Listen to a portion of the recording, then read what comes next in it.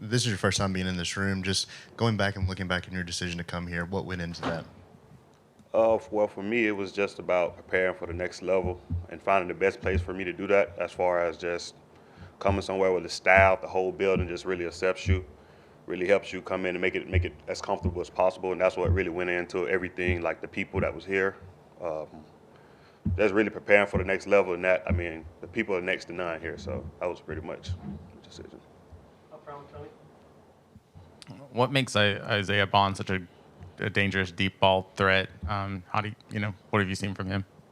He's an excellent athlete. I mean, he's everything that you really want in a receiver, as far as quickness, route running. He makes everything pretty much look the same. So when he get ready to go deep, it looked like he might be about to run like a short route or intermediate route. I mean, he makes everything look the same. He's a tremendous athlete, man. So going against him every day in fall camp over the summer is an incredible experience.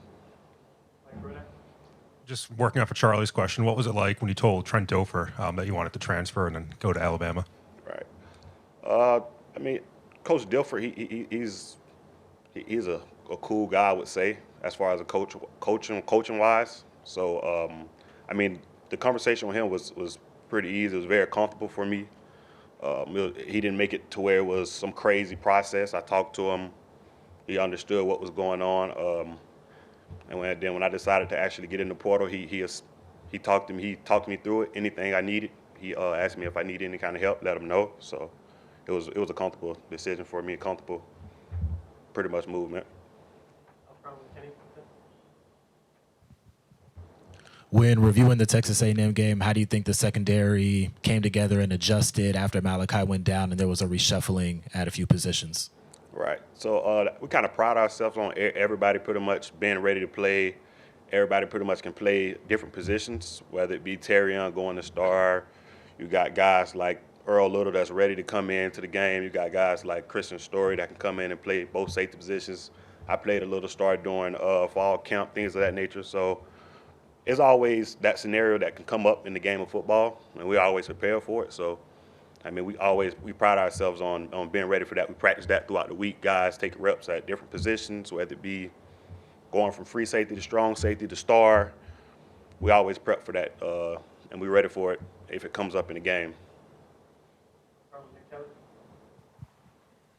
Yeah, obviously you weren't far away the last 4 years, and what was something though that even though you were close by that you didn't realize about Alabama football until you got here?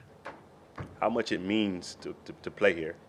That's one of the biggest things I would say. Just coming from UAB to here, you don't really understand. You kind of see it on the media, or you might see it on social media. You kind of see it on the news or whatever, but you don't really understand how much it means to actually play here, to actually put the jersey on and run out in Bryant-Denny Stadium. So that's one of the biggest things. Middle of Boston. Yeah, Jaylen, you've played defensive back in college football for a long time. What impresses you so much about Caleb Downs doing what he's doing as a freshman? Oh, man.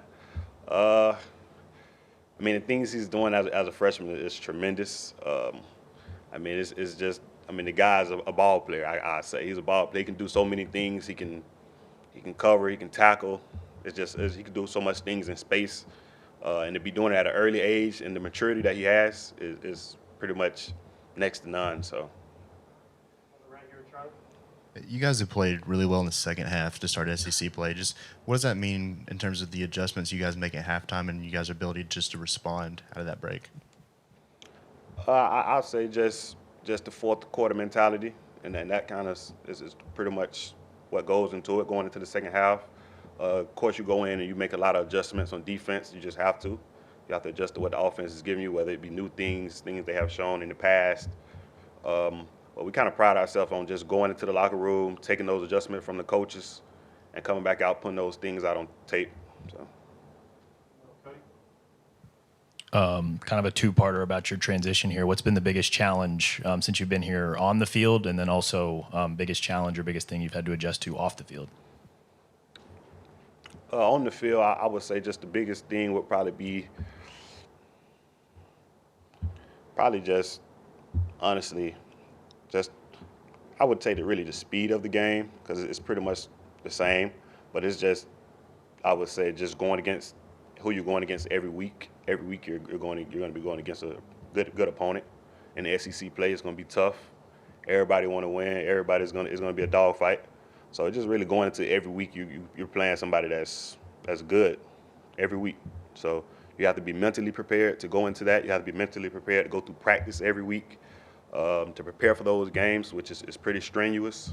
You got to be mentally prepared to get the playbook down for that week, the game plan. So that's pretty much some of the biggest things. Did you have any doubts about your ability to play in the SEC? And then did you have a moment where you realized you were going to be good?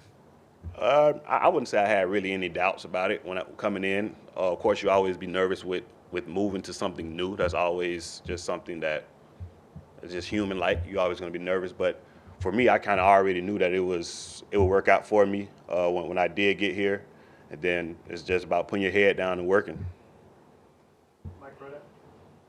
Just what do you think these last 3 games have shown, to win against 3 SEC teams and win 2 of those on the road? For us, it's just about the next game. So for us, we understand like starting out kind of slow during the season, things of that nature. And then going into SEC play, we understood that it's tough. It's a tough assignment. But as a team, we know we're tough and we're going to continue to compete every game, get better during the season. We've heard we've heard Chris Braswell say that he broke the 21 miles an hour or something like that. Right. How legit is that speed? And then how much have you heard about that since he's over the last 2 weeks, I guess? It's pretty legit. I say numbers don't lie, so it's pretty legit. You hear about it all the time in the locker room, of course. But he's a tremendous athlete. I expect nothing less, nothing more, nothing less.